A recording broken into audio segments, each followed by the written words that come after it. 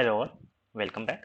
So in this video, we are going to see why we should not use a default VPC in our production environment. So first we'll see what is a default VPC. So whenever we are creating any new project, there will be a default virtual private cloud network will be created. That is a default one. So this is my new project. Okay, I created this project and there will be a default VPC already created in my network. So let me show you and then I will explain why we should not use it in our production network. Okay, see here this default is created in my project once I created my project initially, and this is the VPC I have created for my application. Okay, now one thing you can see here, the difference, the number of subnets in default VPC are 37 and in the custom one which I created is 1. Now what is the two different type of a VPC or different mode? One is auto mode, second is a custom mode.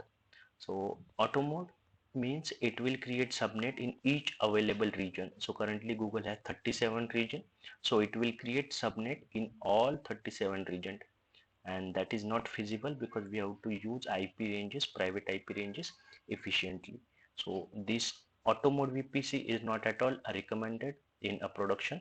So that is the first reason we should not use a default VPC in a production because it is having the auto mode VPC. Okay, so what is custom mode? So in custom mode we can decide how many subnet we want and in which region we want a subnet.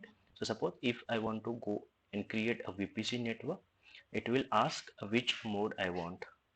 Okay, so if I choose a custom, it is asking me to choose a region and IP range. But if I select automatic, so it is not allowing me to choose IP range or a region. It is creating auto mode VPC with a predefined ranges.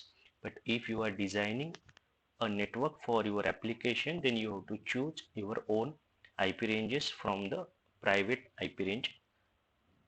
Okay, so that is another thing, because having one subnet automatically created in each region isn't necessary for a production, and you need a complete control over the subnet created in your VPC network, including the regions, IP address range, and a firewall rules. Now one more a dangerous thing I will say related to a default network. So whenever you create a default network, it will get created with some 4 default firewall rules, and these firewall rules are too dangerous. Why I'm saying it? Because whenever you are designing network in a cloud, that is the thumb rule you have to allow, that you should not allow traffic from a 000/0 range. That is, I show you IP range. You should not allow traffic to your network from this IP range until and unless you have a internet facing web application on your computer. But here you can see the RDP it created on firewall rule and says anyone from internet having a credential can RDP into my instance. Anyone can log into my Linux instance or SSH into my Linux instance from this range, and even anyone can ping to my Linux instance. So if you are working in production, then this range is not recommended. This means you are allowing access from complete IP ranges from complete internet.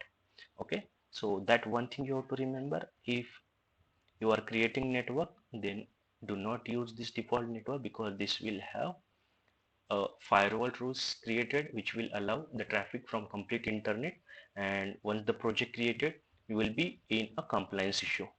Okay, because if you are using this range to allow traffic, definitely it will be flagged in your security command center. So that is one more reason you should not use this default VPC. But the question is how we can avoid creating this default network in our project. So there is one organization policy which can be used to avoid this default network creation, and that policy name is compute.skip default network creation. So let me show you that organization policy here, and I'll show you if we enforce that policy on our organization, then none of the project in your organization will create a default network. So let me search with a default. Okay, it will be on next page. So let me go to the next page. Yeah, skip default network creation policy. You can see. Okay, you need organization resource, it is saying. So let me use my organization account to show you this. Yeah, so policy for skip default network creation.